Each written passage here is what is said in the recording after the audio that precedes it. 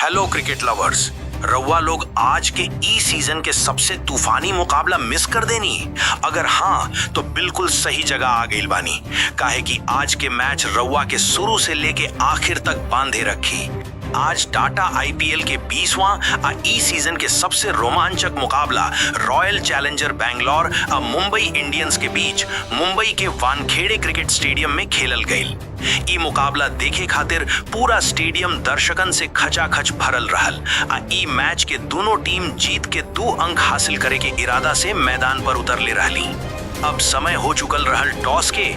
Toss करे खातिर मुंबई के कैप्टन हार्दिक पांड्या और आरसीबी के कप्तान रजत पाटीदार मैदान पर आवेलन।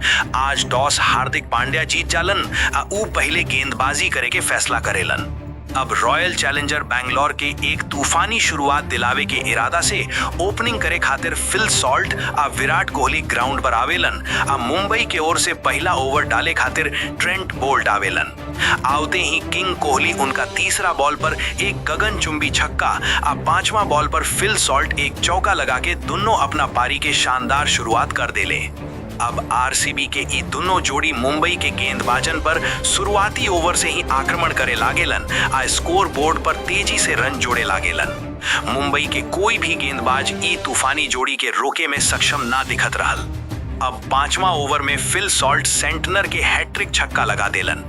कोहली सॉल्ट के बीच 50 रन के साझेबाई भी पूरा हो जाला। आज खास करके फिल सॉल्ट एक अलग ही अंदाज में खेलत रहलन, जैसन लागत रहल कि वो आज डग आउट से ही सेट होके आइल बाड़न। इधर मुंबई के गेंदबाज आरसीबी के ई ओपनिंग जोड़ी के सामने पूरा तरह से लाचार अब बेबस नजर आवत रहलन। अब 8वां ओवर में फिल सॉल्ट मयंक मार्कंडे के हैट्रिक चौका लगा देलन। एहे ओवर में खाली 25 बॉल पर अपन 11वां आईपीएल अर्धशतक पूरा कर लेत बाड़न। इधर हार्दिक पांड्या मुंबई इंडियंस के गेंदबाजन के परेशानी बढ़त ही जा रहल कि तभी 9वां ओवर के चौथा बॉल पर कोहली सेंटनर के एक चौका लगा के बैंगलोर के बिना कोई विकेट के नुकसान पर 100 रन के पार पहुंचा देलन। अब कोहली और सॉल्ट के बीच शतकीय साझेदारी भी पूरा हो चुकल रहल। अब ये दोनों खिलाड़ी और तेजी से रन बनावे के इरादा से खेल शुरू कर देलन। अब परेशान होके पांड्या 11वां ओवर में शार्दुल ठाकुर के गेंदबाजी पर बुलावेलन। शार्दुल ठाकुर पांड्या के निराश ना करत 5वां बॉल पर फिल सॉल्ट के कैप्टन के हाथे कैच आउट करवा के ई आक्रामक साझेदारी के तोड़ देलन। फिल सॉल्ट 36 बॉल पर 78 रन के शानदार पारी खेल के वापस चल गईलन। अब कप्तान रजत पाटीदार बल्लेबाजी करे मैदान पर आवेलन। आवते ही पहला बॉल पर शार्दुल ठाकुर के एक चौका जड़ देलन। अब 12वां ओवर में मयंक मार्कंडे बॉलिंग पर आवेलन और रजत पाटीदार उनका के हैट्रिक छक्का लगा के ई साबित कर देलन कि ऊ आज अपना टीम के कवनो हालत में हारते तन ना देखे चाहत बाड़न। इधर 13वां ओवर में आरसीबी के स्कोर बोर्ड पर 150 रन लग चुकल रहल। अब कोहली या पाटीदार रन बनावे के लय कवनो हालत में टूटे ना देवे चाहत रहलन। 14वां ओवर के पहला बॉल पर महज 17 बॉल में इनके बीच एक तूफानी अर्धशतक पूरा हो जाला। अब इधर हार्दिक पांड्या गेंदबाजी में लगातार बदलाव करत रहलन। बाकी आरसीबी के ई झोली के सामने नतीजा में खाली बाउंड्रीज ही लागत रहलन। अब 15वां ओवर में गेंदबाजी करे खुद हार्दिक पांड्या आवेलन। दूसरा बॉल पर एक सिंगल लेके कोहली अपन अर्धशतक पूरा कर ले रहलन। तभी चौथा बॉल पर वापसी करत सूर्या के हाथे कोहली के आउट करवा के आरसीबी के दूसरा झटका दे देलन।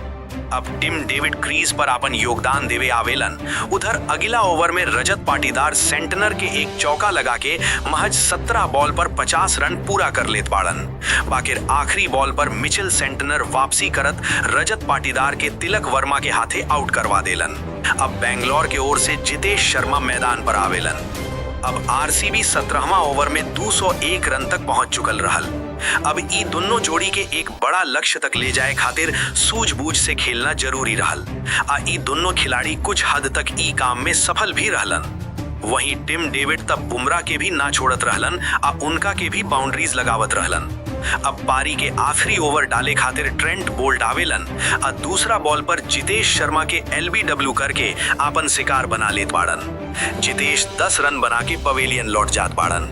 अब रोमारियो सेफर्ट बल्लेबाजी पर आवेलन आ आखिरी ओवर में टिम डेविड के साथ मिलके 10 रन जोड़ देलन आ रॉयल चैलेंजर के 240 रन के विशाल स्कोर तक पहुंचा देलन। अब मुंबई इंडियंस के जीते खातिर 241 रन के लक्ष्य मिलन।